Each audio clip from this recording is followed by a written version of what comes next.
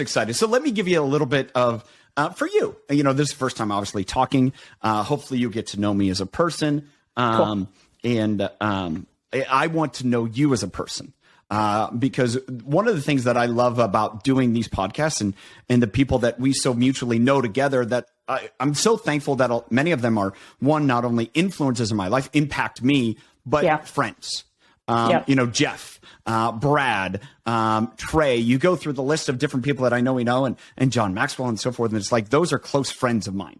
And so to know that they're intimate in your life as well is what makes this why I, sent in the email I sent. It's like, let's just go sit down at Frothy Monkey and chat. I loved that. I was like, I wish we could. That would be kind of perfect. Although you can't record a good podcast episode with all the noise around us. But if somebody figured that out, let's figure it out. Yeah, right? Here I'm gonna give you a story. So I was thinking about that. Like, honestly, I would love that. I would, if I had a private jet at my disposal and whatever, I would say, Jenni, I'm going to pick you up and we're going to fly to Nashville and we're going to have you can have a cup of tea and I will have some coffee or whatever. We're going to walk across the street to Five Daughters and get ourselves a donut and just sit down. And to me, that's why I'm so excited to just sit with you and ask questions and wonder, because to me, it's a lot of curiosity and wonder of, how did Jenni end up where Jenni's at, doing what Jenni's doing with the heart that you display in doing it? Wow. So that's kind of what the topic, but I'm going to share this with you. Okay. So I've known who you are for almost a year now. Okay.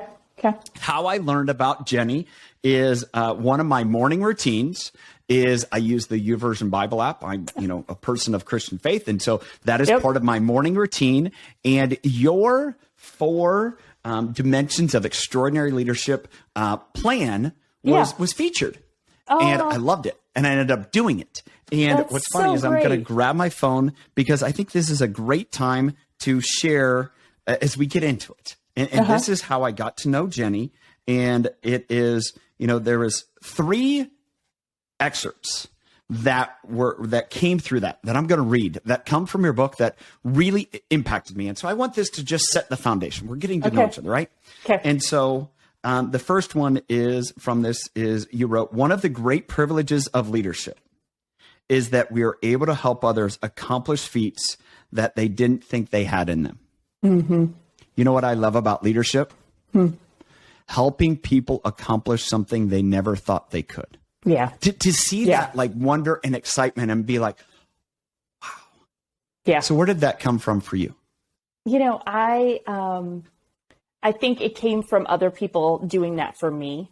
So I was really fortunate in kind of my early days of leadership is that I had some remarkable leaders that I worked for. This is back, I worked in the music business initially.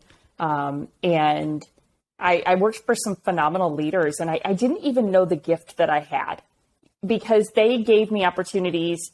So I started at the record company when I was 20.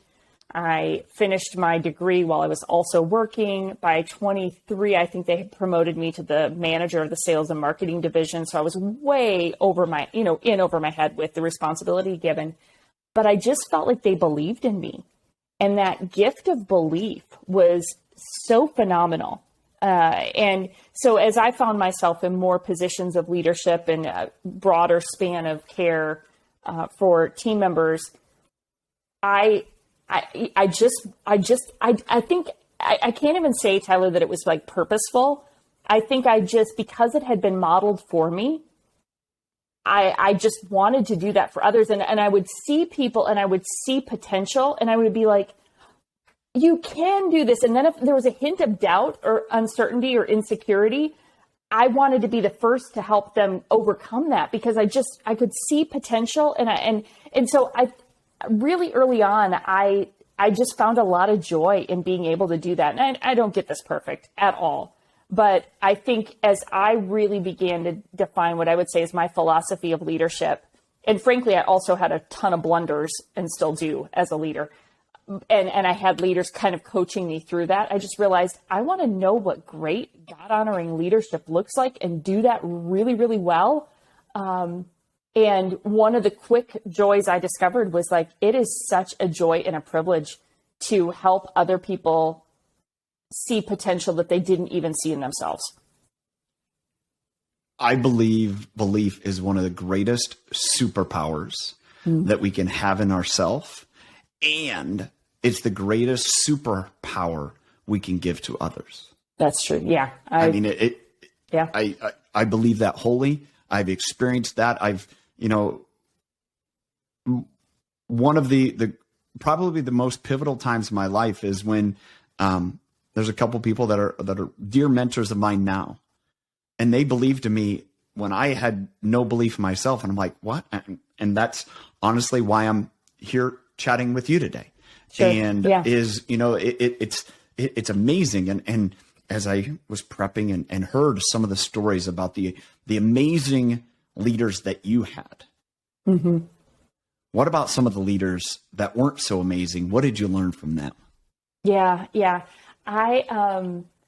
I'll tell you a very specific story. This is also when I was working at the music at the record company, and I was in a season under a leader that was quite challenging for me, and I was really frustrated. And I had a little journal that I would keep in the drawer of my desk, and I would pull it out whenever this leader would do something that I was frustrated by, because I was first of all, I needed just a place to vent because I knew it wasn't appropriate to vent that sideways, And how mature of you. We probably just for those that are listening, you couldn't see her face, and I just want to say she's like, yeah, you can say that, but not say that. But we'll just move along. Yeah, probably not so much. I wish it was all maturity. Let's be honest. But yeah, so I needed somewhere to channel my frustration is the long and short of it. And so I had this little journal where I would write out things that I would do differently if I were in that leader's shoes. Yeah. Because of course I was, still a 20-something, incredibly arrogant about, I thought it could be done so much better. And, but here's the thing, it forced me to process and to think about it. Yeah. Like, what would I do if I were in their shoes? And the irony is, literally it's on my bookshelf right back here, that same notebook, because I will go back to it to remind myself of, we don't always understand what our leaders are navigating. And because, fast forward a couple of years, I got promoted into that position. And all of a sudden I had this aha moment of like, oh, I didn't see the whole picture. Totally. I didn't understand everything that my leader was facing. I only had one kind of a view on the issue. And so I had kept all these notes and rants and, suggestions of how I would do it different if I were in their shoes. And that was helpful because I think there were some things that were good. And I was just processing and learning, how would I do it if I were in that seat? But then it also, once I did get to that place of leadership, it gave me such compassion for what the leaders ahead of us are navigating, because we never see the whole picture in our seat. Totally.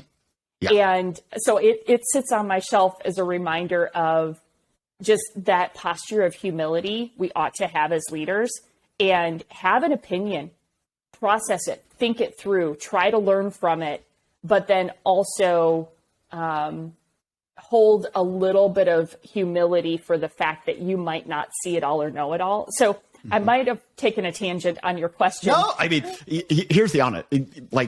I kind of said, we're just sitting down and have a conversation. Like, I literally, as I'm preparing for this, I'm like, all right, where are we going to go with this? Because I know we can talk a lot of good stuff, and I'm prepared, but I just want to ask questions and just want to learn.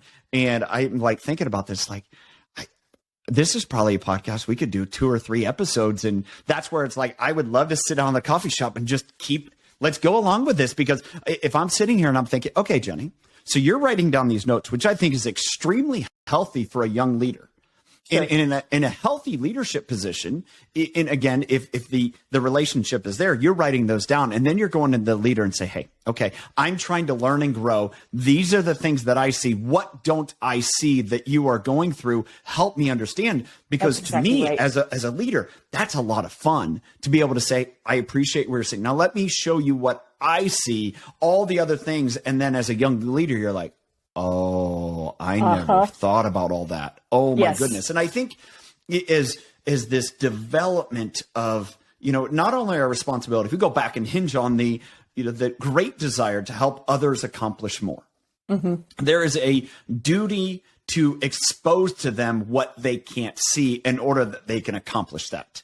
And that's a great opportunity with leadership, with the vision, all of that stuff. But then there's like, hey, you got to be able to handle when they're shooting rockets at you because they don't understand, and to say, it's okay. Bring it on, because I know those are good questions that's probably going to help me as a leader because you're seeing something I can't see. Yeah. But then let me expose you to all the things I see.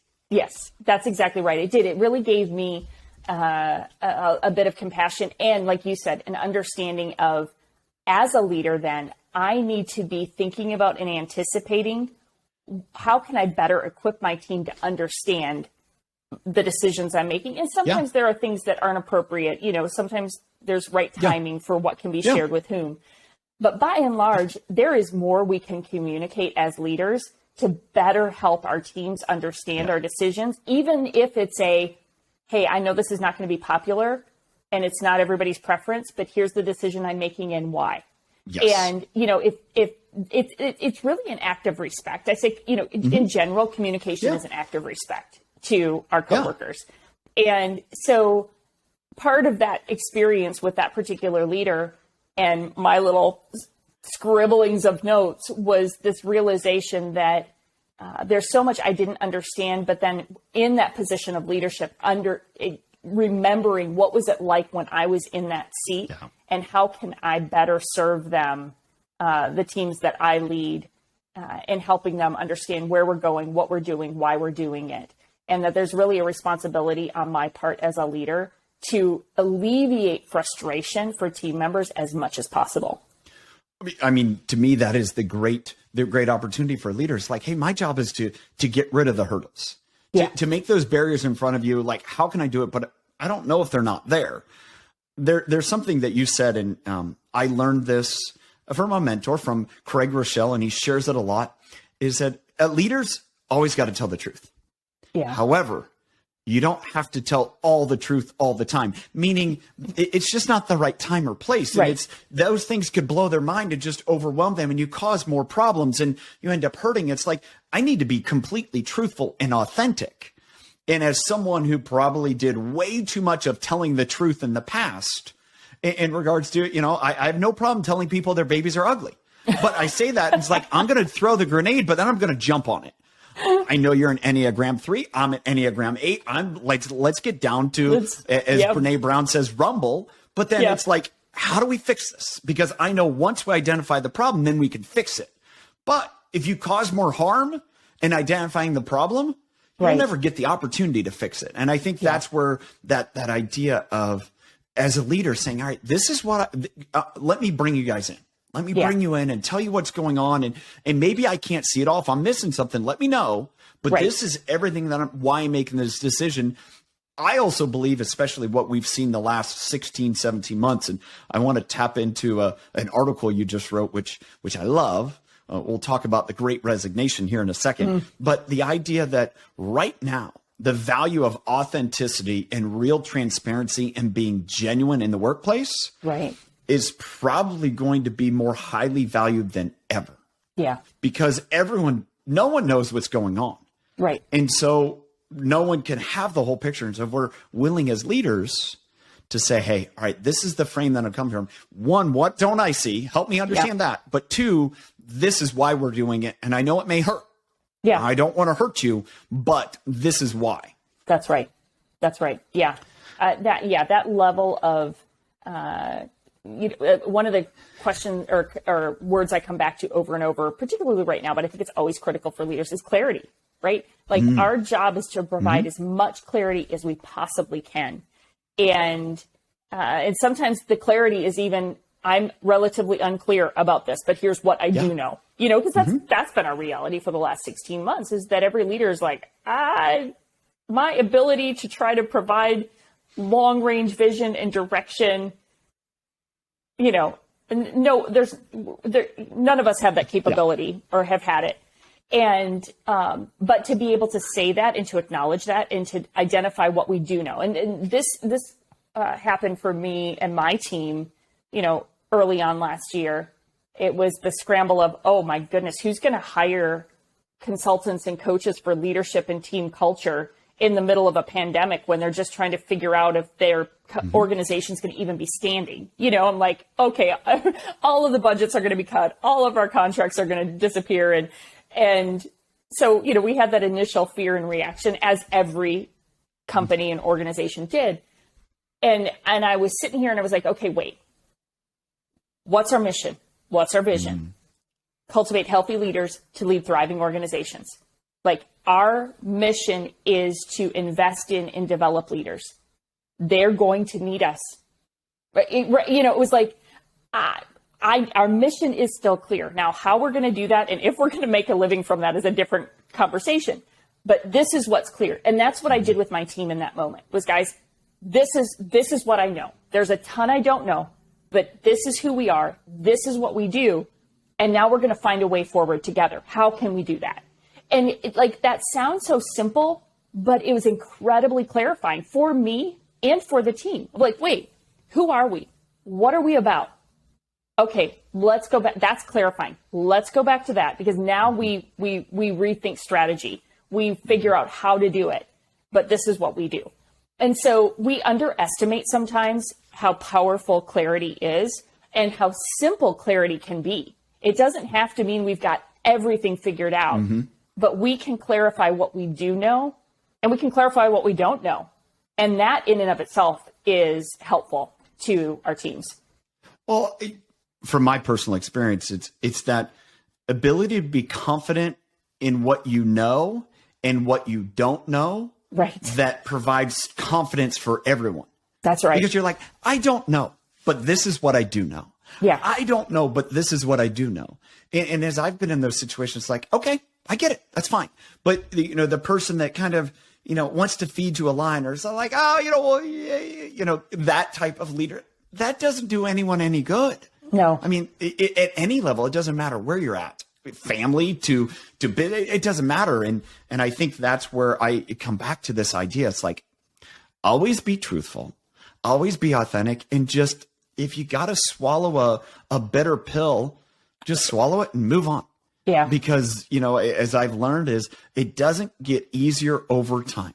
And the sooner you deal with it, the better off it is. It was like, I mean, maybe it's the Midwestern growing up on a farm part of me is like, don't do it today. It's going to be worse tomorrow. So you just get it done.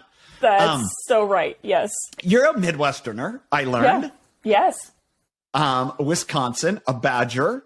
Yes, this is true. Yeah. Born and raised here, left for about 20 something years. Okay. And then just came back. Yeah. Just came back. All right. Big time in, greater Milwaukee right now. I mean, people are excited, like over the moon. Yes. I mean, it's been a good week to be a Wisconsinite. Wisconsinite. Yes. You've been gone a while. It's okay. I've been gone a while. Yeah. Yes. I was going to say Wisconsin girl, and then I smashed it together, and then I was like, that's not right. Yeah. Wisconsin girl. Where in the Midwest are you from, Tyler? I'm a Buckeye. Oh, okay. I'm a Buckeye. Fair enough. Yeah. Yeah. You know what? By and large, I feel like Midwesterners are we kind of unite around the Midwest thing. And especially once you get outside of the Midwest. Yes. So I've lived live in Spokane now, lived on the West Coast for going on 20 years now. And so I've been out of the Midwest. And it's so funny. I was talking to a friend, he's from Iowa, and he starts making Hawkeye jokes. And I'm like, no, there's no joke here. Badgers, yes, Buckeyes, okay. But Hawkeyes, no, this doesn't, what are you talking about, man? And he's like, oh, I guess I don't really have anything to talk about. I'm like, it's either that or I've been far enough removed from the Midwest where it's like, I'm a proud Buckeye, but, it is what it is. That's so great. Yes. Yeah, I mean, it's kind of like, if Michigan. I was, I told Paula Ferris this as a guest, and I said to Paul, Paul, at some point they have to win, because if they don't, it's really no longer a rivalry. And so, right. I got to talk to her. Then right after they extended his contract for Harbaugh, I'm like, seriously, when is this ever going to change? Do you just not want to win? Is that what the Wolverines are trying to do? And so that's hilarious. Yeah. I mean, you got to understand some Big Ten football. I hopefully appreciate you can understand Big Ten football, Jenni. A little bit, but I'm going to be honest, not a ton. Yeah, because that's okay. I left, I went to college in Tennessee, and then, my family weren't big into Big Ten football growing up. So Packers, yes, just not football. Packers, yes, yeah. I mean, So there's Packers, Badgers, and Bucks, kind of Brewers too. But I mean, it's really Packers, Badgers, and it's like everything else is kind of next level. But it's like, which one of those are you? Yeah.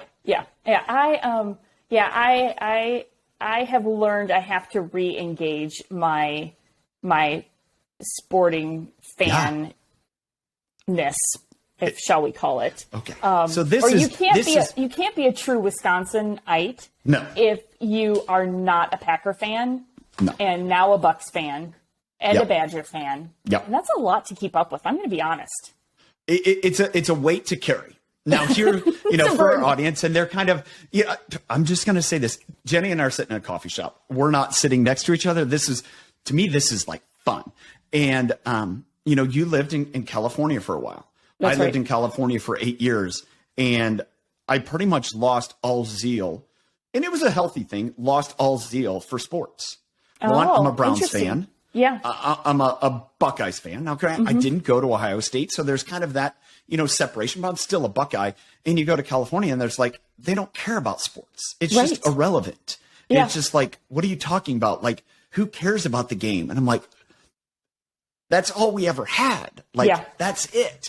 And so then, staying on the West Coast, moving to Washington. And of course, people are zealous about, the Seahawks and of course the Cougars and, whatever. And it's just, there's a part that I only got it reignited because of my kids. My sons started to get into sports, but it's like, it actually was very healthy because it was like, instead of being so ingrained into what happened at a game, it's like, all right, that's fun and enjoyable.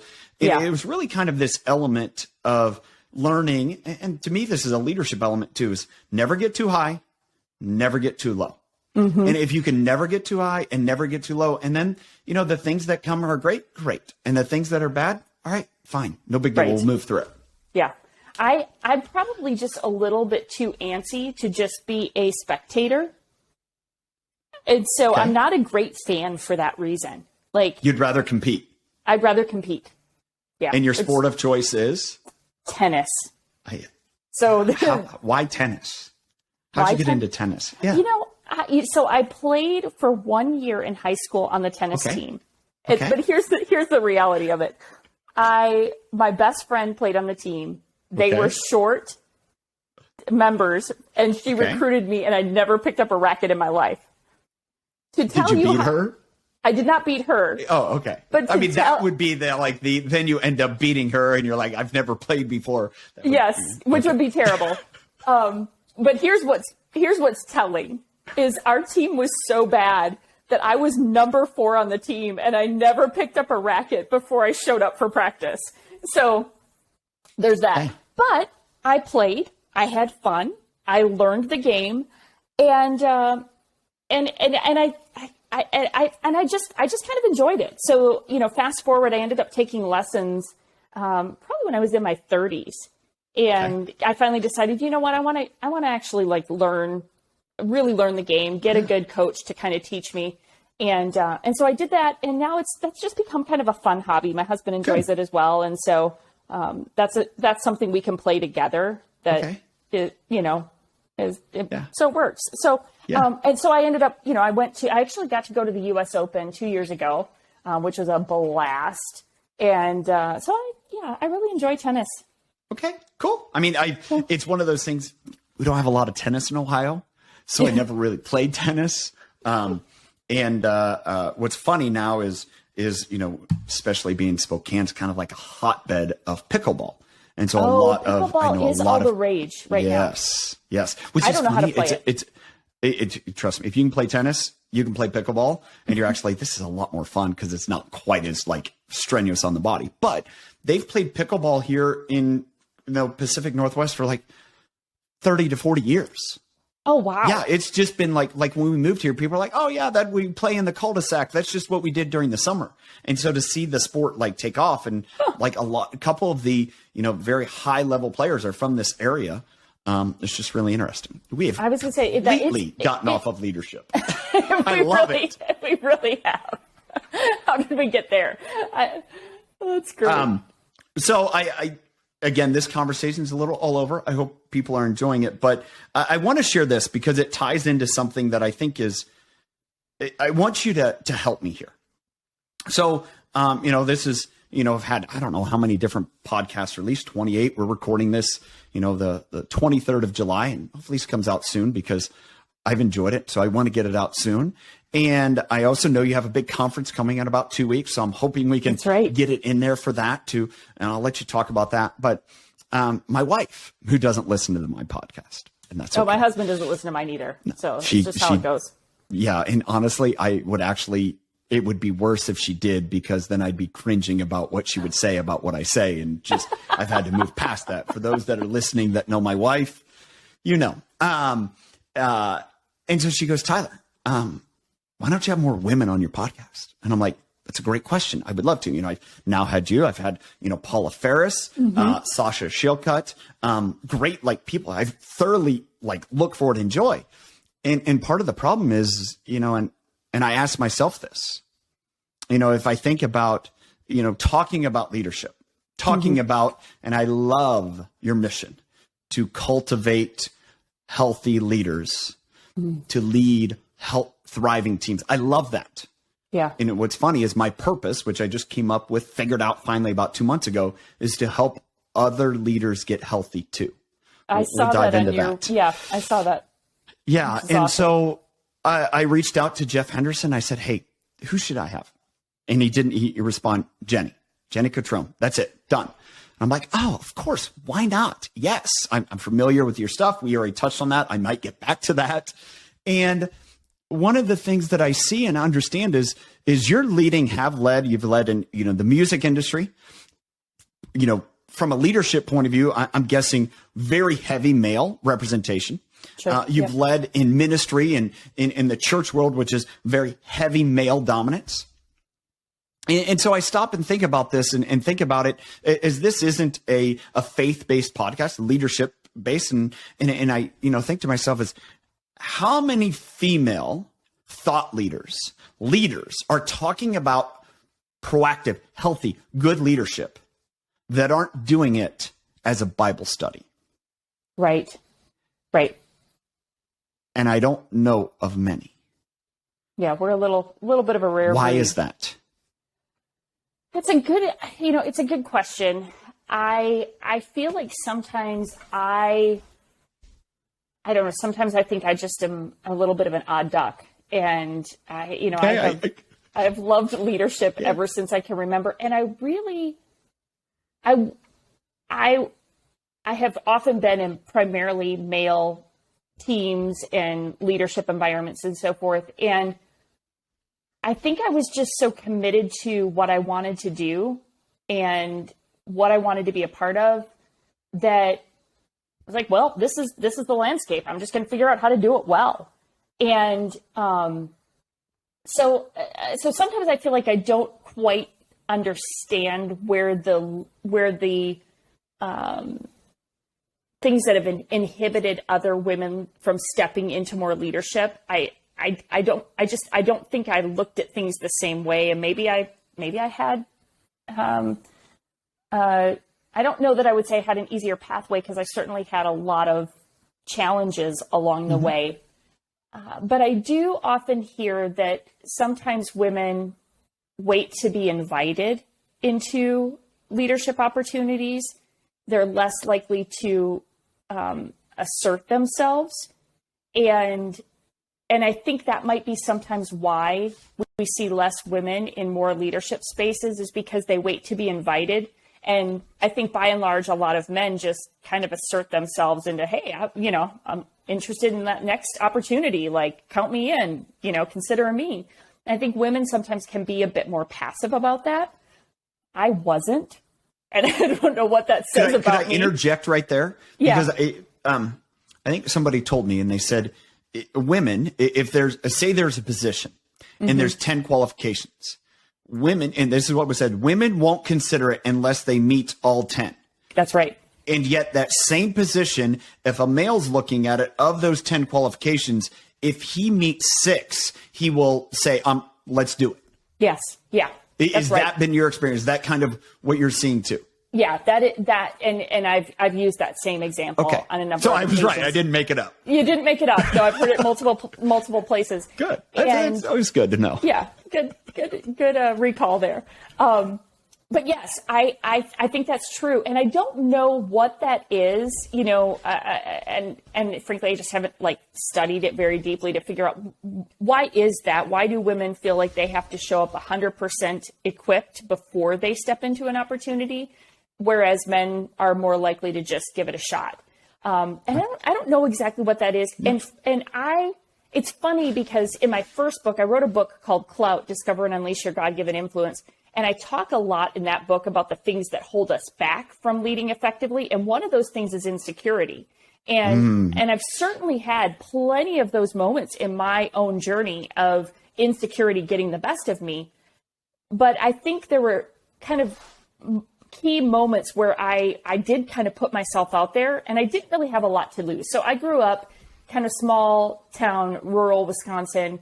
None of my immediate family had gone to college. So I was the first in kind of our immediate and extended family to go to college. And so I didn't really have a lot to lose. So I kind of just put myself out there of this is what I want to do. This is what I want. And I did want to be a CEO of a record company when I was 12. I don't know that I even understood what a CEO of a record company does. I just set my sights on that and said, this is what I want to be when I grow up. And I kind of had declared it. So then I was kind of committed to it. And that first job that I took or first promotion that I took at the record company, the first job at the record company was first intern. Then it was front desk, it was file keeper, which basically means I went around from department to department and just organized their files, did whatever they told me to do. And I was paid very nominally for that. Then I was the front desk receptionist. Then I was the coordinator of the sales and marketing department. And then my boss left, and I wrote literally a 20-page paper, because I'm still kind of college student brain, right? A 20-page paper for why they should promote me into the position of manager of the department. And again, I'm 23 years old. I have no business taking the job, but I don't even know what I wrote. I'm I don't know how I had 20 pages worth of information to, substantiate why I should be promoted. But they did end up giving me the job. But I look back on that, I'm I'm not even sure I would do that at this stage of my life. And somehow I had the gumption to do that as a 23-year-old. But I think I had less to lose. And so I just went after it. And then once you kind of had that momentum, I just built on it. And I was in a primarily male-dominated culture right off the bat. I didn't know any different. So I just kind of knew you show up and you figure out how to survive and how to, build connections and succeed in this environment. So I don't really know, to get back to your question, I don't really know the answer for why we see fewer women in the space. I think it's growing. I do feel like I can look back at, 20 plus years of my career journey so far, and I see more women coming up behind me, and that makes me really excited. Yeah. I wish the pace was a little faster. And I do feel like that's a bit of, in which slot? In people being willing to step into it, or the opportunity for them? I think both. I think both. The opportunity for them and their willingness to step into it. Although I think the willingness trails. And this is totally... I think by that information that we were talking about earlier alludes to that. Yeah. Is that willingness is unless it's a for sure deal. Slam dunk. Yeah. I'm not even going to touch it. Yeah. And I think there, and there is a bit of, I don't mean to give the impression that that this isn't a challenge for me at times, because again, most of my world, I am interacting with mostly men, and I do often second guess myself and feel like I'm the underdog at the table. If I really kind of dissect it, and I have to really be intentional and think about that. So there is like a lot of like mustering up the courage and the confidence to put yourself out there. And I think this is probably true for, I'm sure minority groups also experience this, that like when you're the only female at the table, then you feel like, gosh, if I mess it up, like there's a little bit of extra pressure that I think might be I get there. what you're saying. So if I were to screw this up, then all of a sudden other people that look like me or are like me won't get the opportunity because I screwed it up for them. Yes. So that's a responsibility of pressure that you felt at times. Yes, for sure. Okay. Yeah. And I have heard that from other women that are, anticipating or contemplating a more leadership influence, and a real fear that, gosh, first of all, am I 100% qualified for this? And then secondly, if I don't get it right, it won't just affect me, but it could impact other women having the opportunity as well. So I do think, and whether, those things are probably not being said. So I'm not trying to blame men. Well, I think it's in that case, it's like, my belief is you can't fix a problem it goes back to the ugly baby. It's like, if no one's willing to say it, that's right. It is what it is. Now, how you say it is one thing. And if you say it in a demeaning way, if you say it, for example, if in this context tie in, if we're sitting there and I'm the only male in the room and there's female everywhere, and that's a lot of my word. I'm used to that. Yes. And also I'm at the point of saying, it's like, I've never had a situation. If I screw this up, that means no other guy is ever going to get the opportunity. I've never felt that. And so to hear that is very interesting, because then I look back and would love to tie this into, being healthy as a leader and all those other things, is how then, as a leader, as we're talking to leaders, is both of us are in this challenge to help other leaders be healthy too. How can we encourage them to say, hey, the girl that's 23 that's sitting at the end of the table, how can you go and make sure that you encourage her to say, hey, you know what? I believe in you and you can do this, and you may not think you can, but I know you can. And don't worry. If you screw it up, it's okay, because I've screwed it up too, and I'm still here. How much is that our opportunity to embrace and say, that's our real challenge? Yeah, that's exactly it. I think it's seeing that in people. It goes back to what we even started with, that idea of the gift of belief, right? Like, so see that younger leader at the table, see that woman leader at the table, create the opportunity and equip them, so recognize, and again, it's all in how, right? But I have rarely met a leader who did not want some coaching from me if the intent of my coaching was to equip them to succeed. So it's quite a bit about my motive as a leader, right? Do I just want to be the one who knows everything and wants to mansplain it away? Or am I actually like wanting... Mansplain it. Wait a second. We got to go back and for this conversation where we're going, you got to define that one for me. Come on. That is I've heard... Go ahead, Jenni. Go ahead. Yeah. Come on. So, because I joke that I mansplain. So as I You're understand... Enneagram 3. I mean, it's you're just like, let's get to business. Let's go. That's right. So, I mean, as I understand the term, it's basically like when a guy will feel like he needs to over-explain everything to you, and it's a bit demeaning, and that that they've got to explain everything because you're too ignorant to get it yourself. That's my interpretation of mansplaining. Yeah, no, I mean, it's fitting in this conversation. That's quite. But I think I do that as a leader sometimes because, my arrogance gets the best of me, or I want to make sure that somebody knows exactly what they need to do, and I am diminishing their own wisdom, insight, competency, etc. And so we need to be mindful of that. Was basically my point. Is that what's my motivation in giving that coaching and feedback? Is it Is it because, not because I want to make sure they because here's the kicker. No. Am I giving them the coaching, the direction, and the equipping because I don't want them to fail because it's a reflection on me? Or am I giving them the coaching and equipping to help them succeed for their good? And it's all about my motive, right? Well, because to me, as you're coming to that, and I'm thinking about it, and I'm thinking about in a situation the difference, and I'll go back to mansplaining.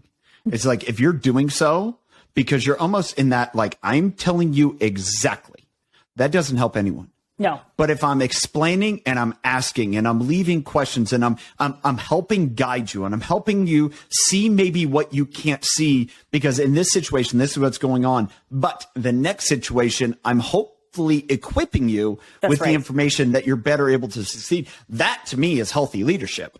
That's right. But that's also coming from being healthy as a leader too. Yeah. Yes. Because there's two things that I'm going to dip into here. One of the greatest things that I had to overcome was my own insecurity. I had to overcome my own insecurities to become a better leader. Right. And you mentioned sometimes of, having to deal with that insecurity. You mentioned just a little bit ago, arrogance or pride, and those are things that were befitting for me. For me, it was a lack of empathy. I was viewed as an a-hole. I was callous. I was hard. I just pushed through. Yep. I know maybe you've had that happen. I'm guessing possibly as far as a driven achievement person, I am just going to push, and emotions aside, it doesn't matter. Let's reach the goal. Yes. Carnage, scorched earth. I have been called heartless as a leader a few times. I'm not going to lie. I noticed that. Heartless and non-relational, as I believe you'd even described it at one turn. Yeah. Which I'd love to talk about more. Just because I know in the I'm not essence proud of that, to get by healthy. The way. No. But hey, I've been called an a-hole so many times, and it's been like, it's hard. It's all about him. And, to be honest, because we're just going to go here. I want to find out where you feel like that came from, because I believe this, you can't become healthy unless you identify where that came from. For me, where that came from is, when my brother died and I had to push through. And so how I got through that is I just put my head down and pushed. Yeah. Well, 23 years later, as I'm still in cases where it gets tough putting my head down and pushing and realizing, hey, dude, it's all about you. And I'm like, it's not about me at all. It's not about me at all. I don't care. But it was a defense mechanism. It was the armor I put on. Yeah, totally. And so that's what kept me from being an empathetic leader. It's kept me from having heart. It kept me from my heart and soul actually coming out, my desire to connect with people. I mean, we haven't even talked about the stuff you do, because I want to know about Jenni.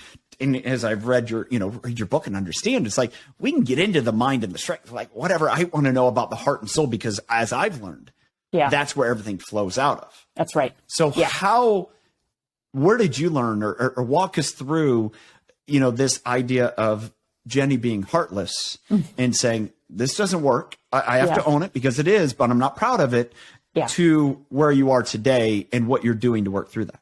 And I so appreciate that that's your heart and passion, and thank you for sharing a bit of your story in that. So I didn't realize, just how kind of calloused I was and very self-focused. I would not have ever thought I was self-focused, because I was always worried about what everybody else thought, which is also very Enneagram 3, very conscientious of what everybody thinks and, how everybody perceives you. Very chameleon. You just adjust to the circumstances you're in for survival, and you achieve because you believe that everything your worth is about what you do. So that was very much the messaging for me. So in those early days of my music business career, I was so focused on achievement and a 20-page paper to get the promotion, right? And very shortly thereafter, after I got that promotion, I was incredibly frustrated. My team is frustrated. Like, things are not going well, and I am freaking out that I am going to fail at doing this job. Like, so my whole worth felt like it was on the line. because here I had lobbied for this gigantic promotion. I got the gigantic promotion. I get the team of staff that I'm responsible for. And frankly, I was just barking orders like crazy because out of all of my insecurity and fear of failure, I am just pushing the team like crazy. Trying to will it to happen. Yeah, absolutely. Yeah. And just making everybody, including myself, miserable in the process. And out of that, one of my boss at the time said to me, Jenni, if you want to work with leaders, you're going to have to learn how to love them to lead them. Said, if you want to work with widgets, go work in a factory. Because he was basically like, you are applying no heart to your leadership. And these are humans. And so do you understand how at 23, right? You were 23. Yeah. How valuable that was. Oh, changed the trajectory. Literally, Tyler, that conversation changed the trajectory of my leadership and my life for that matter. And what's important to note there is a leader who is willing to give me tough feedback. I know he believed in me. I know he loved me. Well, so he had connected. He had built trust with you. He had showed you his heart and that he believed in, again, that belief in you. Yeah. And then he said, I see what you're doing. Yeah. And let me just tell you, if you don't start treating people like people, it's not going to work.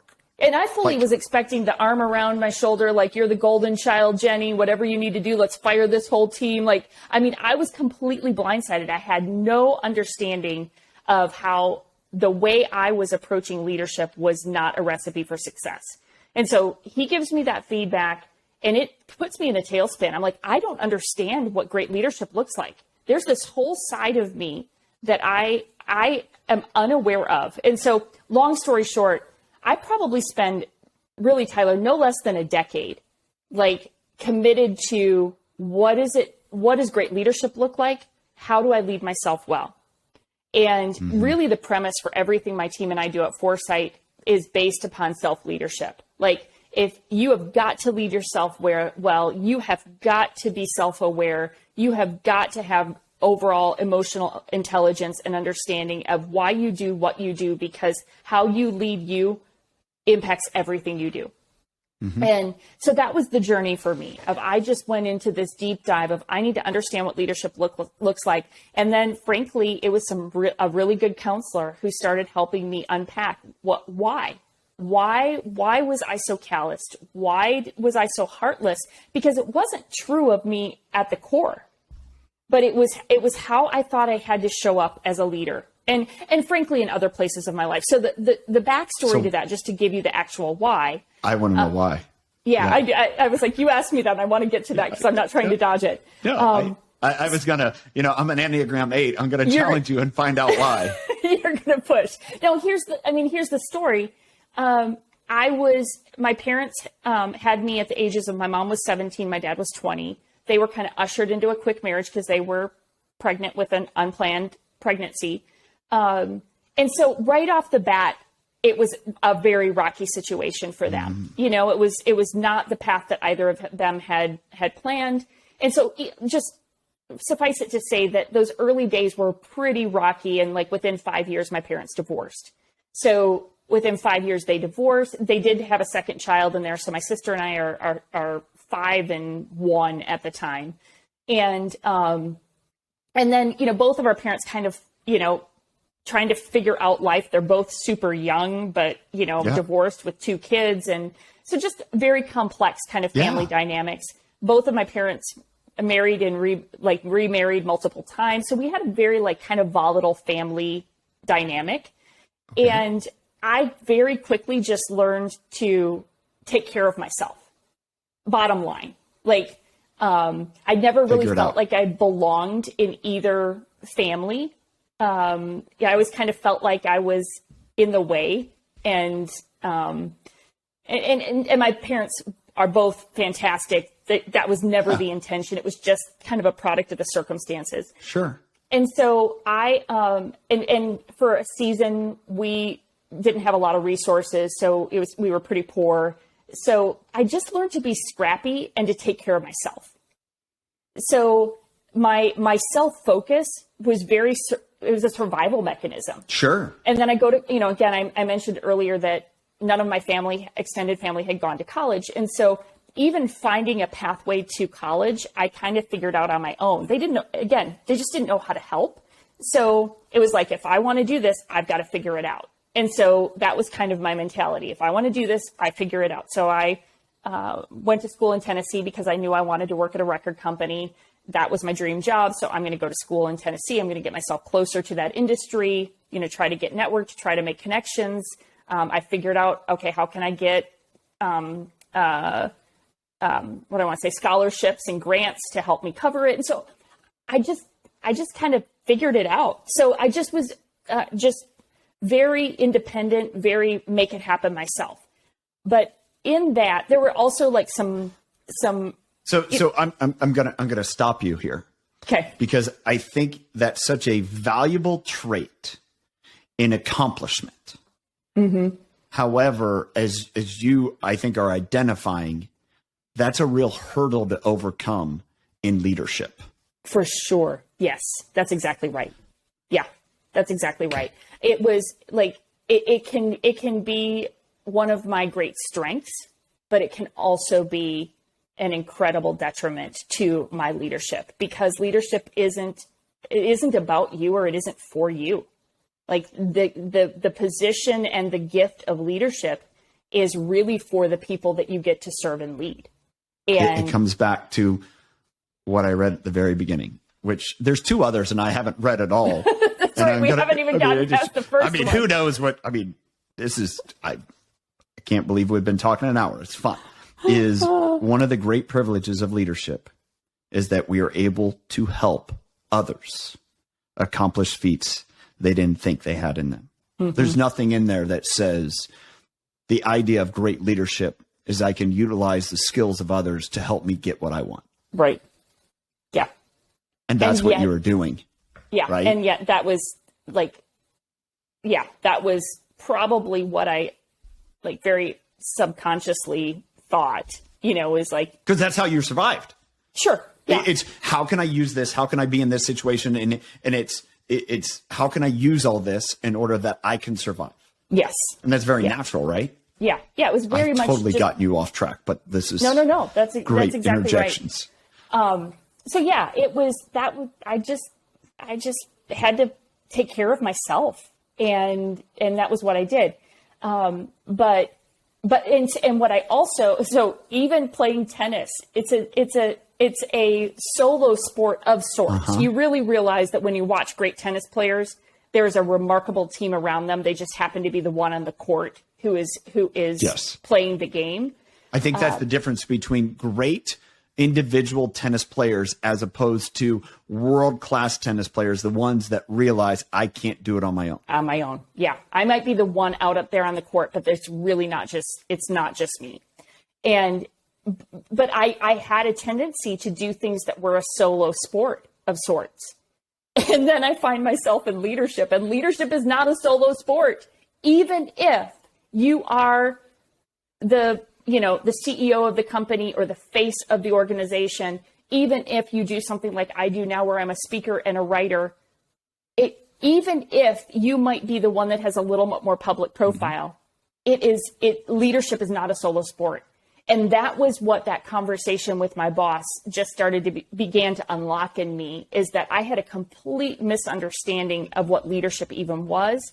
And then there was a complete rewiring of all of my, of how I operated.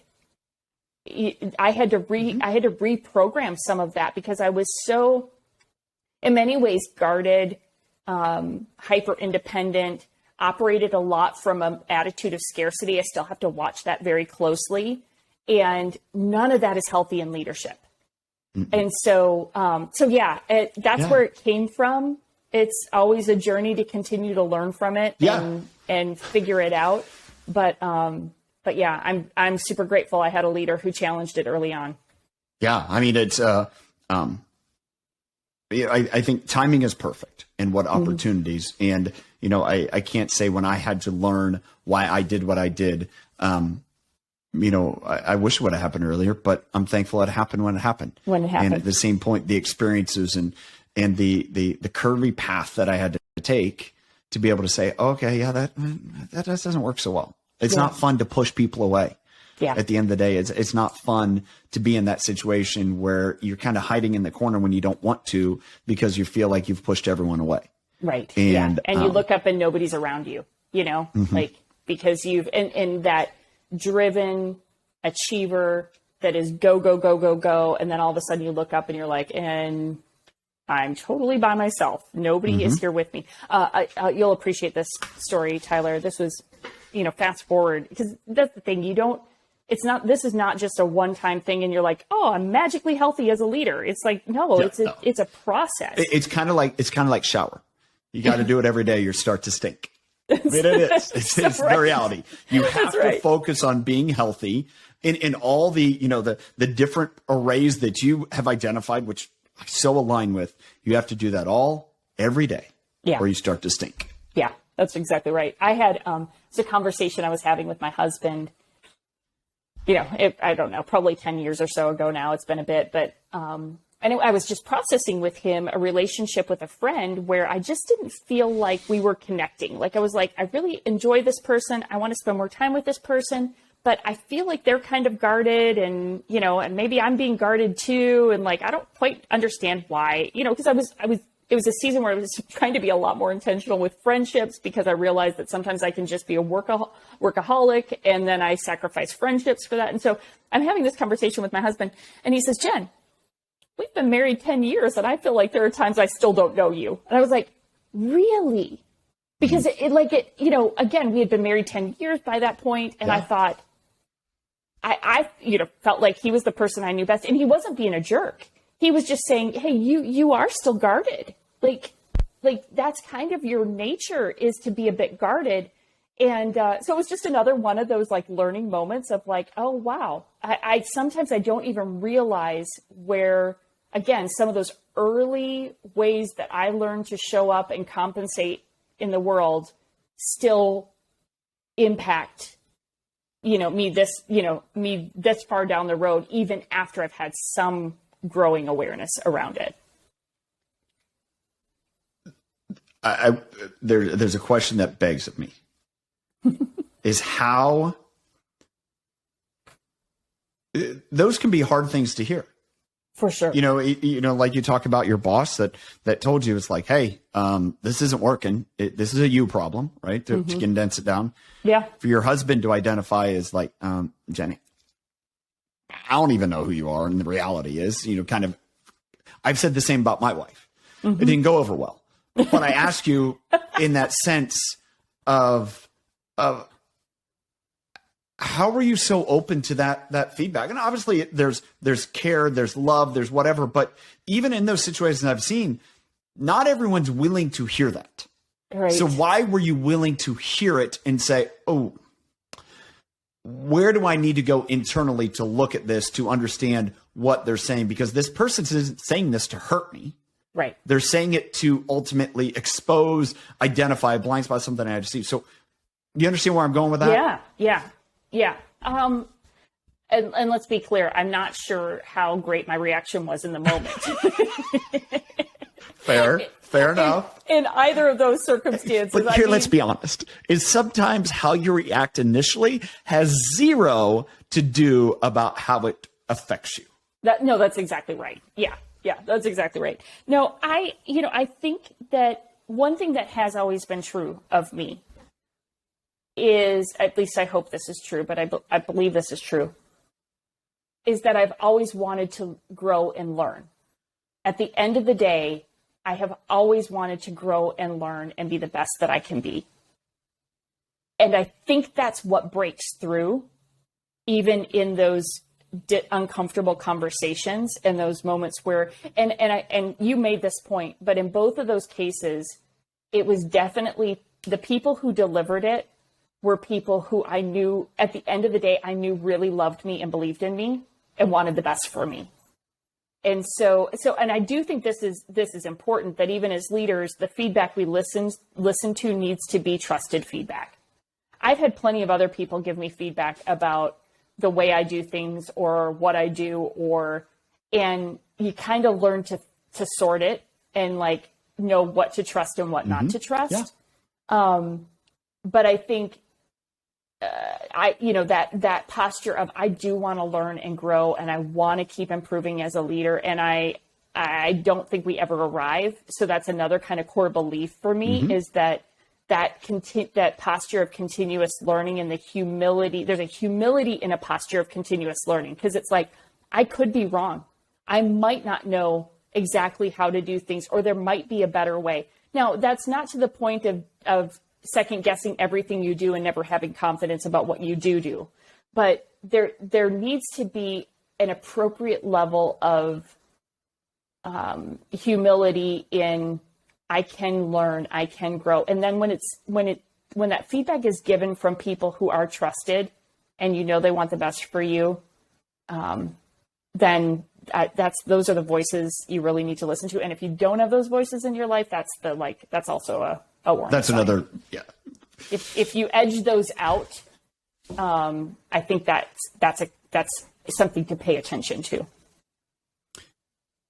Maybe even edging them out because you edge, and this is what I want you to just give me some perspective here, is do we edge them out by segmenting them about what part of our life will let them see?